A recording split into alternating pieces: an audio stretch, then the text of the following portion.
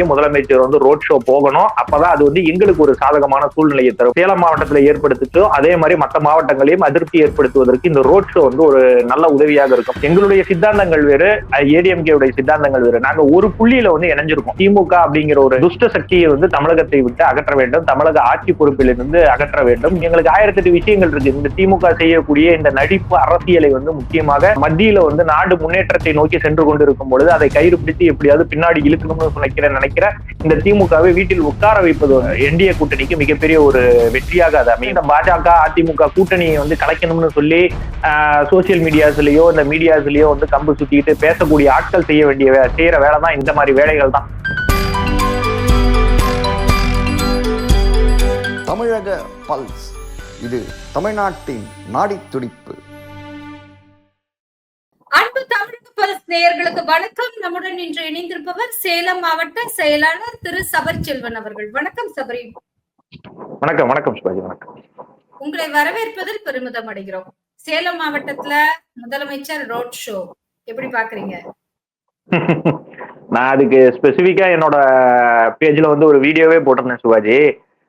இந்த road show அப்படிங்கறதெல்லாம் இந்த புளிய பார்த்து பூனை சூடு போட்டுக்கிட்ட கதையா பிரதமர் நரேந்திர மோடி வந்து ரோட் ஷோ போறாரு. ரெண்டுக்கும் உள்ள டிஃபரன்ஸ் நீங்க மெயினா எடுத்து பாத்தீங்கன்னாவே இந்த ரோட் ஷோவினுடைய எஃபெக்ட் வந்து நிச்சயமாக உங்களுக்கு தெரிஞ்சிடும். நாங்க இப்ப சேலமுக்கு வந்து பிரதமர் வந்து ரோட் ஷோ வராரு அப்படின்னா நாங்க என்ன பண்ணுவோம் அப்படின்னா பப்ளிக் பஸ்ஸஸ் நாங்க ஹையர் பண்ண மாட்டோம், யாரையும் மிரட்ட மாட்டோம், நிர்வாகிகளை கூப்பிடுவோம், ஆர்வமா இருக்கக்கூடிய மக்களை கூப்பிடுவோம். முடிஞ்சா ஒருவேளை எங்களுக்கு கூட்டம் கம்மியா இருக்கு அப்படிங்கிற ஒரு பட்சத்துல பக்கத்துல இருக்கக்கூடிய மாவட்டங்கள்ல வந்து ஹெல்ப் கேட்போம். நீங்க வாங்க பிரதமர் வராரு அப்படி. மோஸ்டா பிரதமர் வராருன்னாவே அனைத்து மாவட்டங்கள்ல இருக்கக்கூடிய அந்த மாவட்ட நிர்வாகிகள் எல்லாமே பார்க்கணும்னு சொல்லி வந்துருவாங்க. ஆனா சீஃப் மினிஸ்டருடைய இந்த ரோட் ஷோ என்டையர்லி டிஃப்ரெண்ட். இது எப்படின்னா இங்க சேலம்ல இருக்கக்கூடிய அத்தனை பிரைவேட் பஸ்ஸஸையும் மிரட்டியோ இல்ல ஹையர் பண்ணியோ ஏதோ ஒண்ணு வாடகைக்கு எடுத்தோ அவங்க வந்து பிரைவேட் பஸ்ஸஸ் பூராத்தையும் ஹையர் பண்ணி மக்கள் அதில் அடைச்சு அவங்களுக்கு காசு கொடுத்து கூட்டிட்டு வந்து ரோட்ல ஓரமா நிக்க வச்சு வணக்கம் சொல்ல வைக்கிறாங்க. இதனுடைய எஃபெக்ட் பாருங்க. பஸ் ஸ்டாண்ட்ல இருக்கக்கூடிய மக்களுடைய கஷ்டம்.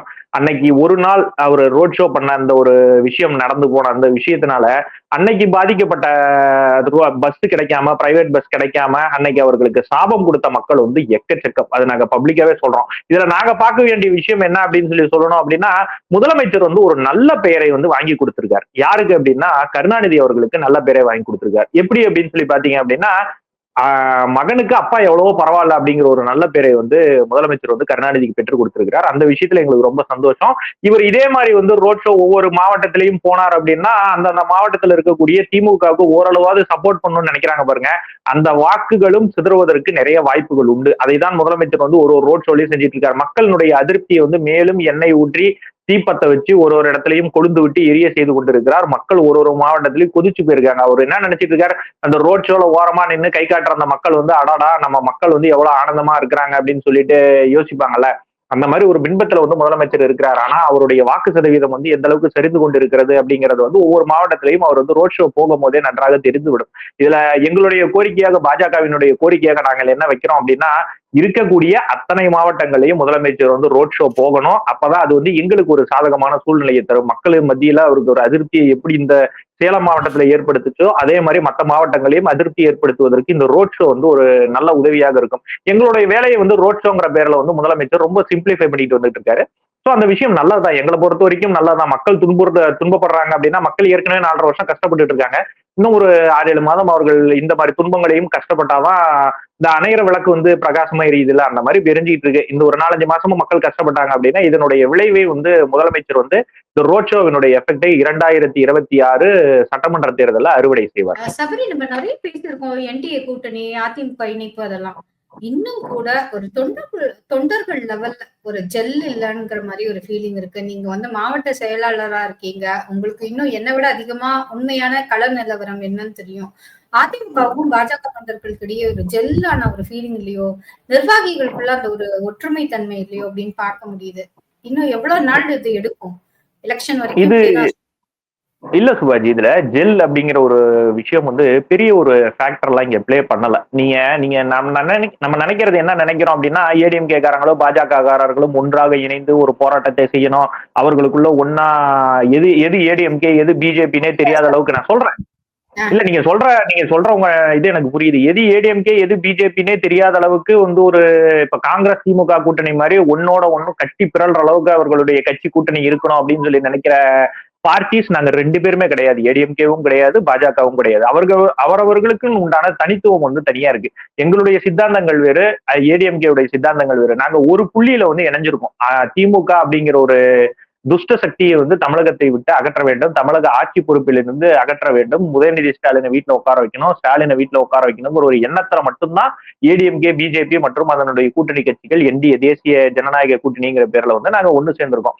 இதுல ஜெல் அப்படிங்கிற ஒரு விஷயம் வந்து எங்க வருது அப்படின்னு சொல்லி பாத்தீங்கன்னா, ஓட்டிங் அப்படின்னு ஒரு ஃபேக்டர் வருது பாருங்க, அந்த இடத்துல மட்டும்தான் வரும். அது எப்படி வரும் அப்படின்னு சொல்லி பாத்தீங்கன்னா, ஏடிஎம்கே காரர்கள் பாஜகவுக்கு வாக்கு செலுத்தணும், பாஜக காரர்கள் ஏடிஎம்கே காரர்களுக்கு வாக்கு செலுத்தணுங்கிற ஒரு எண்ணம் மட்டும்தான் வருது. எண்ட் ஆஃப் தி டே அதானே. எண்ட் ஆஃப் தி டே நாங்க பார்க்க வேண்டிய ரிசல்ட் வந்து ஜெயிச்சிங்களா தோத்தீங்களா அப்படிங்கிற ஒரு விஷயம் மட்டும்தான். இதுல அந்த ஓட் பர்சன்டேஜ் வந்து கரெக்டா கன்சால்டேட் ஆகி ஒரு இடத்துக்கு கரெக்டா போய் சேருது அப்படின்னா இதுல எங்களுக்கு கிடைத்திருக்கக்கூடிய மிகப்பெரிய வெற்றி. ஒரு அதிமுக நிர்வாகியை நீங்க பேலட் பாக்ஸ்ல கூட்டிட்டு போய் நிக்க வச்சு அங்க வந்து ஏடிஎம்கே போட்டி போடல, பாஜக தான் போட்டி போடுது. அதே நேரத்துல அங்க திமுக நிக்கிறாங்க அப்படிங்கிற ஒரு பட்சத்துல ஏடிஎம்கே நிர்வாகியினுடைய கை நிச்சயமாக திமுக பட்டனை அழுத்தவே அழுத்தாது. அதே மாதிரி பாஜக நிர்வாகியை நீங்க கூட்டிட்டு போய் அதே பேலட் பாக்ஸ்ல நிறுத்தி திமுக ஓட்டு போடுங்க அப்படின்னு சொல்லி சொன்னீங்கன்னா நாங்க வந்து ஓட்டே போடாம வெளியே வந்தாலும் வருவோமே ஒழிய நிச்சயமாக திமுகவுக்கு வந்து வாக்குகளை நிச்சயமாக செலுத்த மாட்டோம். நாங்கள் அதிமுகவுக்கு தான் வாக்குகளை செலுத்துவோம். எங்களுடைய கூட்டணி தர்மம் அந்த இடத்துல வந்து நேரடியா சாட்சியாக மாறிவிடும். ஒரு சில கருத்து வேறுபாடுகள், ஒரு சில கட்சியில இருக்கக்கூடிய ஒரு நபர்கள் வந்து யாரோ ஒருத்தங்க மாத்தி மாத்தி பேசுற விஷயங்களாக இருக்கட்டும், இந்த மாதிரி ஒரு விஷயங்களை எல்லாம் கொஞ்சம் கொஞ்சமாக அது ஏன்னா இப்பதானே கூட்டணி உருவாகி இருக்கு. கூட்டணி உருவாகி இப்பதான் அமித்ஷா வந்துட்டு போனாரு, கூட்டணி உருவாகி இருக்கு. ஒரு முறையும் அமித்ஷா உள்ளே வரும்பொழுது அவருக்கு உண்டான அந்த தகவலை வந்து மேலிருந்து அவர் தெளிவாக சொல்லிவிட்டு தான் போறார். இந்த விஷயங்களை செய்யுங்க, இந்த விஷயங்களை செய்யாதீங்க அப்படின்னு. இதற்குண்டான ஒரு டீம் கண்டிப்பா இருக்காங்க. மாநில தலைவர் நயினார் அண்ணன் தலைமையில அவரு நல்லா ஸ்ட்ரைட்டா போயிட்டு இருக்காரு. நாங்க வந்து எண்ணிக்கை முக்கியம் இல்லாமல் நாங்கள் போய்கொண்டு இருக்கிறோம். ஏன்னா எங்களுடைய எண்ணங்கள் வந்து சிறப்பாக இருக்கு. இந்த எண்ணத்தை மையப்படுத்தி, ஏன்னா ஏற்கனவே நாங்கள் ஆளுங்கட்சியாகத்தான் இருக்கிறோம். நீங்க சொல்லலாம்னாலும் நாங்க மத்தியில ஆளுங்கட்சி தான்.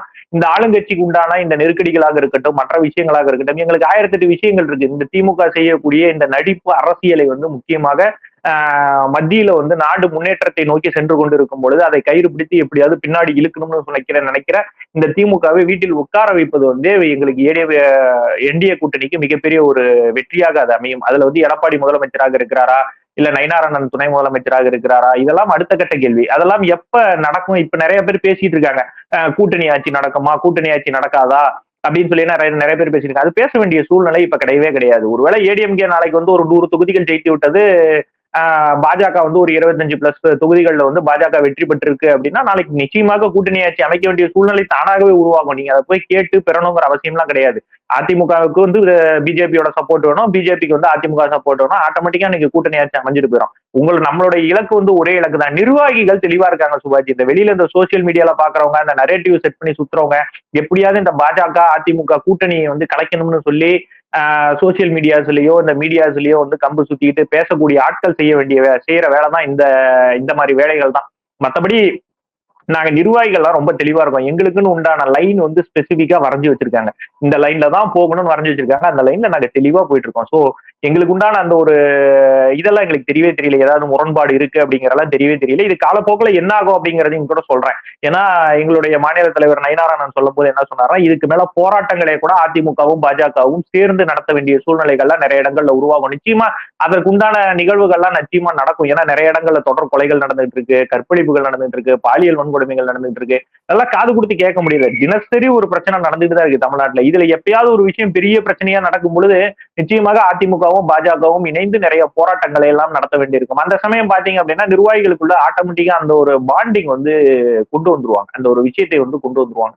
சோ இதெல்லாம் வந்து ஒரு மேட்டர் ஆஃப் டைம், அவ்வளவுதான். இந்த மேட்டர் ஆஃப் டைமுக்காக மட்டும்தான் எல்லாரும் வெயிட் பண்றாமே ஒழிய மற்றபடி நாங்கள் வந்து இதை ஒரு பிரச்சனையாகவோ ஜெல்லுன்னு ஒரு விஷயத்தையோ நாங்கள் எல்லாம் பார்க்கவே இல்லை. இது நிச்சயமாக மிகப்பெரிய ஒரு வெற்றி கூட்டணியாக மாறதான் போகிறது. டிராஃப்ட் பண்ணி இந்த கேபினெட்டுக்கு ஒப்படைக்கும் போது கேபினெட் அதை அக்செப்ட் பண்ணிக்கல. ஃபர்ஸ்ட் இல்ல இது வந்து 3 மொழியில 3வது மொழியாக ஹிந்தியை போல திருமாவளவன் பேசுறாரா, அவருடைய ப்ளூ ஸ்டார் ஸ்கூலும் அதே மாதிரிதான். இன்னைக்கு புதுசா வந்த நடிகர் பேசுறாரா, எத்தனை ஸ்கூல்ல பண்ணிருக்காங்கன்னு திரு அன்பில் மகேஷ் வெள்ளை அறிக்கையை கொடுக்க முடியுமா?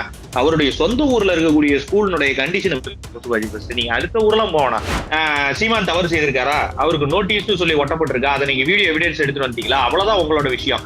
அவங்க வீட்டு சோத்துல ஏதாவது ஒட்டி இருந்தாங்கன்னா கிழிப்பதற்கு உண்டான அனைத்து உரிமையும் அந்த வீட்டினுடைய சொந்தக்காரர்களுக்கு சொல்றாங்கல்ல. இதே ஞானசேகரன் இருக்காருல்ல அண்ணா யூனிவர்சிட்டியில, அந்த ஞானசேகருக்கு வீட்டுக்குள்ள போய் நோட்டீஸ் ஒட்டும் போது அந்த அம்மா போலீஸுக்கு முன்னாடியே கிழிச்சுது. என்ன கைது பண்ணீங்களா? 2025 வரைக்கும் அதே 2 சீட்டு தான். அன்னைக்கு ₹1 வித்துக்கிட்டு இருந்த டீ இன்னைக்கு ₹5 விற்கிது சுபாஜி அப்படின்னு சொல்றாருன்னா இந்த முறை அவருக்கு ஒரு வாய்ப்பு உண்டு. என்ன வாய்ப்புனா திமுகவிடம் பேரம் பேசுவதற்கு வாய்ப்பு உண்டு.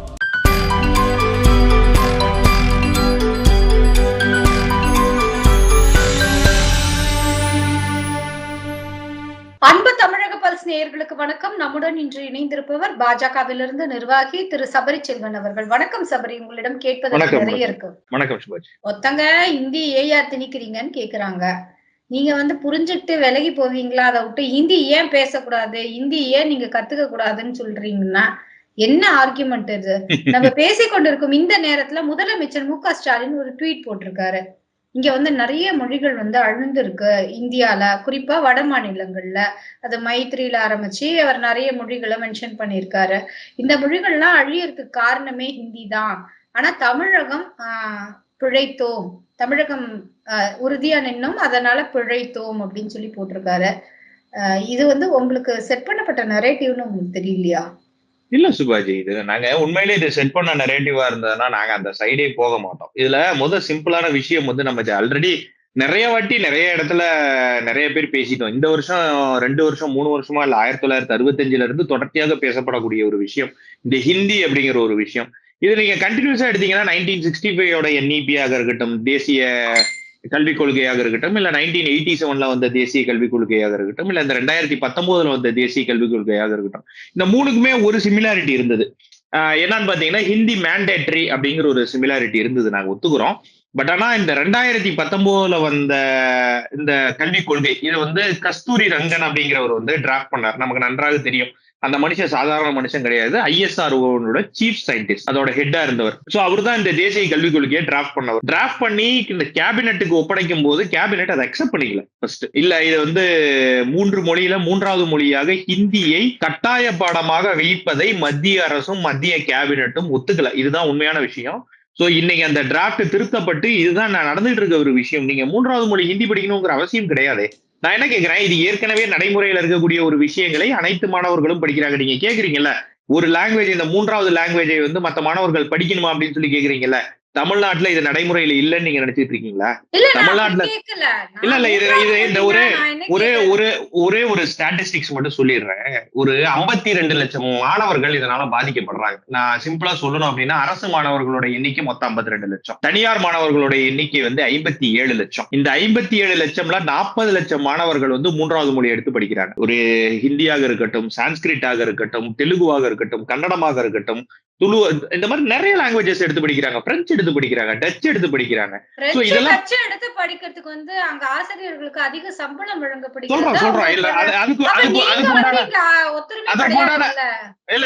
அதுக்குண்டான விளக்கத்தையும் நாங்க சொல்றோம் சுபாஜி. எதனால நாங்க 3வது மொழிக்கு இப்ப சொல்றக்கூடிய இந்த ஃபண்டுகளை என்ன பண்றதுங்கிற ஒரு ஷீட்டி நான் சொல்றேன். இப்ப அவங்க இத்தனை பேர் எடுத்து படிக்கிறாங்க.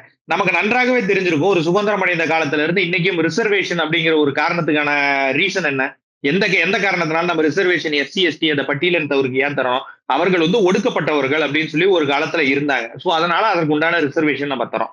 இன்னைக்கு அரசு மாணவர்களுடைய நிலைமை அப்படியே அப்படிதான் இருக்கு. தனியார் மாணவர்களுக்கு கிடைக்கக்கூடிய ஒரு விஷயம் அரசு மாணவர்களுக்கு கிடைக்கல அப்படின்னா அது அவர்களுக்கு செய்யக்கூடிய மிகப்பெரிய ஒரு அநீதி. தனியார் பள்ளியில ஒருத்தவங்க கூப்பிடுறாங்க. இப்ப சொல்லக்கூடிய இதே ஸ்டாலின் எப்படி சொல்றாருல, ஹிந்தி நாங்க அழிக்கல, தமிழை அழிக்குது அப்படின்னு சொல்லி சொல்றாருல. சொந்த வீட்லயே அவங்க இருக்கிற அந்த ஸ்கூல்லயே தமிழ்ல பேசினா ஃபைன் இருக்கக்கூடிய ஸ்கூல் சுபாஜி, அந்த சன்ஷைனுங்கிற ஸ்கூலு. நீங்க அதுக்கு அடுத்து இருக்கக்கூடிய திரு துரைமுருகன் அவங்க பையன் நடத்துற ஸ்கூல்ல அங்கேயும் அதே மாதிரிதான் ஹிந்தி நீங்க வாங்க, நாங்க சிறப்பான முறையில ஹிந்தி சொல்லித்தரோம் அப்படின்னு சொல்லிட்டு விளம்பரப்படுத்தக்கூடிய ஸ்கூலு.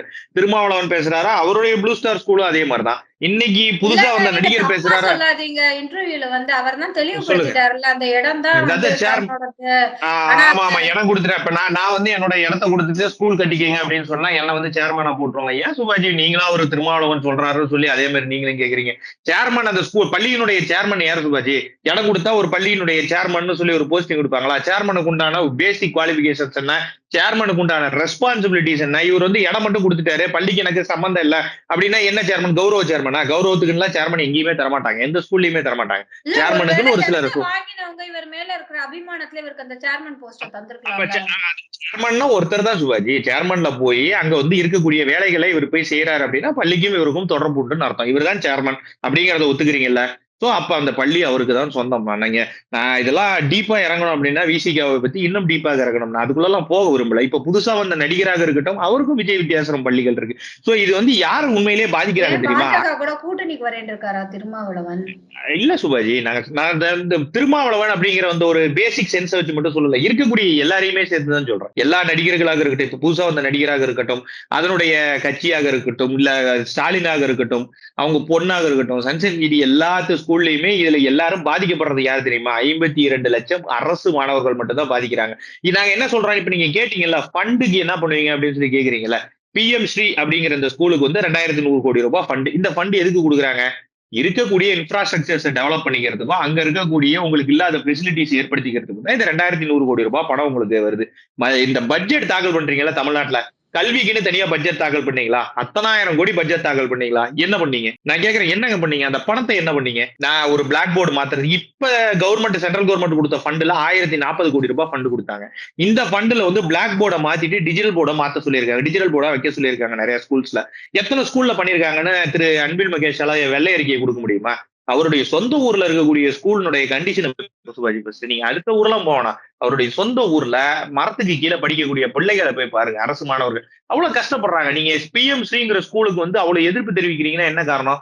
தனியார் பள்ளிக்கு இணையான ஒரு தரத்தை வந்து PM ஸ்ரீ பள்ளிகளால தர முடியும். சோ இந்த பள்ளிகள் உள்ள வந்துச்சுன்னா தனியார் பள்ளிகளுக்கு மிகப்பெரிய ஒரு அடி விழும். சோ அதனால மட்டும்தான் இந்த மும்மொழி கொள்கையை இவர்கள் எதிர்க்கிறாங்க, வேறெல்லாம் ஒண்ணும் கிடையாது. மும்மொழி கொள்கை அப்படிங்கறதெல்லாம் இவர்களுடைய விருப்பம், என்ன வேணாலும் படிச்சுக்கலாம். தமிழ் அழியுதுன்னு பேசுறாருல, பாரதியை விட மிகப்பெரிய ஒரு தமிழ் பற்றாளர் யாராவது இருக்காரா? பாரதிக்கு அவ்வளவு லாங்குவேஜஸ் தெரியும், அது அவ்வளவு லாங்குவேஜ். ஆமா, அத்தனை மொழிகள் கற்ற பாரதியினால் தமிழ் அழிந்ததா தமிழ் வளர்ந்ததா? இதை நம்ம உண்மையிலே முன்ன புரிஞ்சுக்கணும் சுபாஜி. இதெல்லாம் தேவையில்லாமல் பேசக்கூடிய ஒரு விஷயம் தான் முதலமைச்சர் பேசுறது. பாரதியால் தமிழ் அழிந்ததா தமிழ் வளர்ந்ததா? அத்தனை மொழிகள் அவ்வளவுதான் இதுல இருக்கக்கூடிய கான்செப்ட். இதுக்கு மிகப்பெரிய எடுத்துக்காட்டு பாரதி தான். முதலமைச்சர் பேசுறதெல்லாம் வந்து ஒரு வழக்கம் போல யாராவது பேப்பர்ல எழுதி கொடுத்துருக்காங்க, பேசிட்டு போறாரு. அதுக்கெல்லாம் என்ன நம்ம போய் சொல்றோம் சுபாஜி? சரி, அது என்ன தொடர்ந்து வந்து இங்க வந்து சீமானுக்கும் காவல்துறைக்கும் ஒரு மோதல் போக்கு இருந்துகிட்டே இருக்கு. அது அவருடைய ஒரு பேச்சின் ஒரு நடவடிக்கை தான். ஏன்னா அவர் வந்து ஒரு ஃபியர்ஸ்ஃபுல்லா பேசுறாரு. பொய் பேசுறாரா உண்மை பேசுறாராங்கிறதெல்லாம் ஒரு பக்கம். ஆனா அவர் ஆரம்பத்துல இருந்தே இப்ப ஏற்கனவே ஒரு ADGP கிட்ட சண்டை போட்டுட்டு இருந்தாரு. அதெல்லாம் நம்ம முன்னாடி பார்த்திருந்தோம். இன்னைக்கு வந்து அவருக்கு வந்து கோர்ட்ல இருந்து நோட்டீஸ் கொண்டு வந்து ஒட்டிட்டு போயிருந்தாங்க. நீங்க வந்து ஆஜராகணும் அப்படிங்கிற ஒரு விஷயத்தை வந்து கோர்ட்ல இருந்து வந்து நோட்டீஸ் ஒட்டிட்டு போயிருந்தாங்க. காவல்துறை வந்து அந்த நோட்டீஸை வந்து கிழிச்சதை பார்த்த உடனே வீட்டுக்கு போய் கைது பண்ணியிருக்காங்க. அந்த காவல்துறை அந்த செக்யூரிட்டி அரெஸ்ட் பண்ணியிருக்காங்க. இதுல வந்து நாங்க பாக்குறது என்ன அப்படின்னா, சீமான் தவறு செய்திருக்காரா, அவருக்கு நோட்டீஸ் சொல்லி ஒட்டப்பட்டிருக்கா, அதை நீங்க வீடியோ எவிடன்ஸ் எடுத்துட்டு வந்தீங்களா, அவ்வளவுதான் உங்களோட விஷயம். அவங்க வீட்டு செவுத்துல ஏதாவது ஒட்டி இருந்தாங்கன்னா கிழிப்பதற்கு உண்டான அனைத்து உரிமையும் அந்த வீட்டினுடைய சொந்தக்காரர்களுக்கு உண்டு. என் வீட்டு செவுத்துல ஏதாவது ஒண்ணு ஒட்டிட்டு போறாங்க, உங்க வீட்டு செவுத்துல ஒட்டினா நீங்க கிழிப்பீங்கல்ல. எனக்கு வேணும்னா வச்சுப்பேன், வேண்டாம்னா கிழிப்பேன். நான் காசு கட்டி நான் செங்கல் வாங்கி நான் சிமெண்ட் போட்டு நான் பூசின செவுரு, நீங்க சும்மா வந்து ஒட்டிட்டு போவீங்க. நான் எனக்கு வேணும்னா நான் கிழிச்சு கூட உள்ள கொண்டு போய் படிச்சுப்பேன், அது என்னுடைய இஷ்டம். ரெண்டாவது நாங்க இன்னொன்னு கேட்கிறோம், அந்த இடத்துல கோர்ட் ஆர்டர் நாங்க ஒட்டணும், நீங்க கிழிச்சுட்டீங்க அதனால கைது பண்றோம் அப்படின்னு சொல்றாங்கல்ல. இதே ஞானசேகரன் இருக்காருல்ல அண்ணா யூனிவர்சிட்டியில, அந்த ஞானசேகருக்கு வீட்டுக்குள்ள போய் நோட்டீஸ் ஒட்டும் போது அந்த அம்மா போலீஸுக்கு முன்னாடியே கிழிச்சுது. என்ன கைது பண்ணீங்களா? அதெல்லாம் பண்ணல. இது இவர்களுக்கு என்னன்னா, இடத்திற்கு ஏற்றார் போல வந்து காவல்துறை நடந்து கொள்ளும். சோ அது வந்து சீமான் விஷயங்கள்ல வந்து நிறைய இடத்துல நடக்குது, அது நம்மளால பார்க்க முடியுது. பட் ஆனா சீமானுடைய பேச்சுக்களும் சில சமயம் அப்படிதான் வம்பிழுக்கிற மாதிரி இருக்கும். பாஜகவினரும் ஒரு காலத்துல தொடர்ந்து வந்து நிறைய இடத்துல பேசும்போது கைது செய்யப்படுறதும் அதெல்லாம் நடந்துட்டு இருக்கு இல்லைங்களா? உண்மைதான். இது வந்து நாங்க எங்களுடைய பேச்சுக்களுக்காக நாங்க கைது செய்யப்படுறது இல்ல, நாங்க எதிர்த்து ஒரு சில விஷயங்களை கேள்வி கேட்பதனால கைது செய்யப்படுறோம். ஒரு 7ஆம் வகுப்பு உங்கள் கருத்துக்களுக்கு வந்து மக்கள் பாக்குறாங்கிறதுனால ஒரு உண்மை. அது விஷயம் என்னன்னா, எங்களுக்கு வந்து இப்ப வந்து தமிழக காவல்துறை வந்து எங்களை நடத்தக்கூடிய விதம் வந்து எங்களுக்கு பார்த்தா உண்மையிலேயே ஆச்சரியமா இருக்கு. என்னன்னா, எங்களை கைது செய்யறது வந்து நிறைய இடங்கள்ல நடந்தா கூட ஒரு சில இடங்கள்லாம் எப்படின்னா, சார் உங்களை இது எங்களுக்கே நடந்திருக்கு, எனக்கு பர்சனலா நடந்திருக்கு. நாங்க ஒரு போராட்டத்துக்கு போகும்போது இங்க இருக்கக்கூடிய காவல்துறை என்ன சொல்றாங்க, சார் உங்களை அரெஸ்டும் பண்ண மாட்டோம், போராட்டத்துக்கு அனுமதி கிடையாது. கைதும் கிடையாது, போராட்டத்துக்கு அனுமதியும் கிடையாது. நாங்க என்ன பண்றதுன்னு நாங்க முழிக்க வேண்டிய சூழ்நிலையா இருக்கு. மைக்கும் தரமாட்டோம். அந்த பொண்ணுக்கு எதிரான அந்த பெண்ணுக்கு வந்து நீதி கிடைப்பதற்கு உண்டான இடத்துக்கும் எங்களுக்கு தரமாட்டாங்க. அதாவது எங்களை வந்து ஒரு கட்டத்துக்குள்ள லாக் பண்றாங்க. அப்போ வந்து நாங்க என்ன பண்ணணும், நாங்க ஆட்டோமேட்டிக்கா போய் சாலை மறியல் பண்றதோ, எங்களுக்கு மைக்கு தரலன்னா இது வந்து இது சாலை மறியல் பண்ணுவது வந்து நிச்சயமாக பாஜகவினுடைய எண்ணம் கிடையாது. ஆனா ஒரு ஒரு ஒரு ஒரு மாணவிக்கு வந்து அநீதி இழைக்கப்படுது. அதுவும் 7ஆம் வகுப்பு படிக்கக்கூடிய மாணவிக்கு வந்து ஒரு பள்ளியில வந்து அநீதி இழைக்கப்படுது அப்படிங்கும்போது, அதற்கு வந்து தட்டி கேட்க வேண்டிய அனைத்து விதமான முயற்சிகளையும் வந்து பாஜக செய்யுது. இது இங்க மட்டும் கிடையாது. சேலம்ல மட்டும் கிடையாது. புதுக்கோட்டையிலயும் இதே மாரி ஒரு விஷயம் தான். அங்க வந்து ஆசிரியர்களால பாலியல் வன்கொடுமை செய்யப்பட்ட ஒரு மாணவிக்காக போய் தட்டி கேட்கறதுக்கு போய் கேட்டா, காவல்துறையினர் வந்து மைக்கு குடுக்க மறுக்கிறாங்க. நாங்க மைக்குல பேசல அப்படின்னா, மக்களுக்கு எப்படி இந்த விஷயங்கள் தெரியும்? நாங்க முன்னாடி இருக்க 4 பாஜக தொண்டர்கள் கிட்ட பேசுற மாரி இருந்தா, நாங்க எங்க வீட்லயே உட்கார்ந்து பேசிட்டு போறோம். இல்ல Google Meetல பேசிட்டு போறோம். இல்லாம இந்த மாரி லைவ் மீட்டிங்ல நாங்க பேசிட்டு போறோம். எங்களுடைய அரங்கத்துக்குள்ளேயே வச்சுப்போமே. நாங்க எதுக்கு பொதுவெளியில வரணும்? பொதுவெளியில வந்தா தான் மக்களுக்கு இந்த தமிழகத்தினுடைய நிலை என்னன்னு தெரியும். இங்க என்ன நடந்துகிட்டு இருக்குங்கிற விஷயம் தெரியும். மக்களுக்கு இதனுடைய உண்மை தன்மையை எடுத்து சொல்ல முடியும். சோ இதை வந்து காவல்துறை தடுக்குது அப்படின்னா, காவல்துறையையும் நாங்க வந்து உண்மையிலே தப்பு சொல்ல விரும்பல. காவல்துறை வந்து அவர்களுக்கு மேல என்ன ஏவி விடப்படுதோ அதை தான் செய்கிறார்கள். எங்களுடைய மாநில தலைவர் சொல்ற மாரி அது காவல்துறையாக இல்லாமல் ஏவல் துறையாக செயல்பட்டு கொண்டிருக்கிறது அப்படிங்கிறது தான் இப்ப இருக்கக்கூடிய நிதர்சன உண்மை. ஆனா காவல்துறையை நாங்கள் ஏன் தப்பு சொல்ல விரும்பல அப்படின்னா, பள்ளிக்குள் நடக்கக்கூடிய விஷயங்களுக்கு எல்லாம் காவல்துறை பொறுப்பேற்க முடியாது. பள்ளிக்குள்ள வந்து வேலியே பயிரை மேய்வது போல ஒரு சில விஷயங்கள் நடக்குது அப்படின்னா, அது விஷயம் தெரிந்து அதன் மீது நடவடிக்கை எடுக்காத காவல்துறையை மட்டும்தான் நாங்க திட்டுறோம். ஒரு பெற்றோர் ஆசிரியர் கழக தலைவர் வந்து இந்த விஷயங்கள்ல ஈடுபடுறாரு, அவர் வந்து திமுகவை சேர்ந்தவர்னு சொல்லி தெரிஞ்ச உடனே, நீங்க எந்த கட்சியை சேர்ந்தவராக இருந்தாலும் சரி, நீங்க தவறு செஞ்சிருக்கிறியா, மரியாதை வாயா ஸ்டேஷனுக்கு நீ இழுத்துட்டு போற ஒரு காவல்துறையாக இருந்தா நாங்க உண்மையிலேயே பெருமைப்படுவோம், சந்தோஷப்படுவோம். இவன் திமுக காரன்பா, இவனை கைது பண்ணாத. பாரு இவன் பிஜேபி காரன், இவனை முன்ன கொண்டு போய் ரிமாண்ட் பண்ணு. பாரு இவன் அதிமுக காரன், நீ இவனை ரிமாண்டும் பண்ணாத, கைதும் பண்ணாத, அவன் சண்டைக்கு இதெல்லாமே காவல்துறை வந்து நீங்க வந்து போலீஸ்காரங்க. நீங்க தயவு செய்து அரசியல்வாதி எங்களை போன்ற பொலிட்டீஷியனாக நடந்து கொள்ளாதீர்கள் அப்படின்னு சொல்லி தான் நாங்க நினைக்கிறோம். ஒரு கோர்ட் வந்து எந்த அளவுக்கு நடுநிலையாக இருக்கணும் அப்படின்னு சொல்லி இந்த நாடு விரும்புதோ, அதே மாதிரி காவல்துறையும், ராணுவமும், எலெக்ஷன் கமிஷனும், இன்கம் டாக்ஸும், அமலாக்கத்துறையும், இது சிபிஐ முதலிய இந்த மாதிரி துறைகள் எல்லாமே வந்து நடுநிலையாக நடக்கணும். இதைதான் நாங்க விரும்புறோம். எங்கள் மீது மிகப்பெரிய ஒரு குறைகள் வைக்கப்பட்டாலும் நான் இன்ன வரைக்கும் நம்புறது என்னன்னா, மத்தியில் இருக்கக்கூடிய அனைத்து துறைகளுமே நடுநிலையாகத்தான் நடக்குது. நாங்க ஒருவேளை தப்பு செய்தால் கூட எங்கள் தலையிலே கொட்டு விழுவக்கூடிய அளவுக்கு சுப்ரீம் கோர்ட் இன்ன வரைக்கும் நிறைய தீர்ப்புகள் வந்து தந்துட்டு தான் இருக்கு. நம்ம என்ன பார்த்துட்டு தான் இருக்கோம். சோ காவல்துறை பொறுத்த வரைக்கும் அந்த கண்ணியத்தை காப்பாற்றிக் கொண்டார்கள்னா அது அவர்களுக்கு நல்லது. Why bro, it's very wrong bro. இந்த ராங் ப்ரோ யாரு ப்ரோ? நம்ம இந்த விளையாட்டு செய்திகள்லாம் கடைசியா பேசுவோம், நீங்க நடுவுல கேட்டுட்டீங்க. விஜய் அவர்கள் வந்து இந்த 2ஆம் வருட மாநாடு, இந்த மாநாட்டை நான் எப்படி பாக்குறேன் அப்படின்னா, மாநாடுல துவக்க விழா 2ஆம் அதான் இது மாநாடா அவரு சொன்னாங்க. இது விஷயம் என்னன்னா, இது நான் பாக்குறது வந்து முதல் வருஷம் நம்ம ஒண்ணும் கிழிக்கல. சோ 2வது வருஷம் ஏதாவது பண்ணலாமா அப்படின்னு சொல்லி யோசித்து செய்த ஒரு விஷயமாகத்தான் பார்க்கிறோம்.